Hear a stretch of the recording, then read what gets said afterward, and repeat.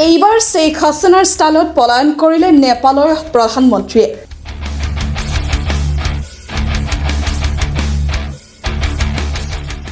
নেপালৰ প্ৰধানমন্ত্ৰী KP শৰ্মা ওলীয়ে পদত্যাগ কৰি হেলিকপ্টাৰেৰে পলায়ন কৰিছে।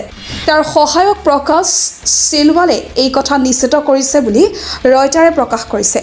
ৰাজধানী কাঠমাণ্ডুত দুৰ্নীতি বিৰোধী হিংসাত্মক প্ৰতিবাদৰ পৰিপ্ৰেক্ষিতত তেওঁ পদত্যাগ কৰে। দুদিনীয়া হিংসাত্মক ঘটনাত 19জন লোকৰ মৃত্যু হৈছে।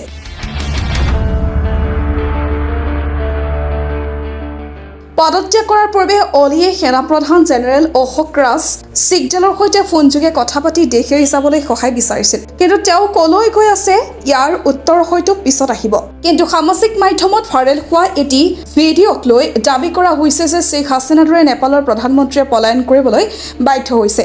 সাধাৰণ জনতাৰ প্ৰতিবাদত ভয় কৰি এনেদৰে এজনৰ পিছত আনজন মন্ত্ৰীয়ে পলায়ন কৰিছে।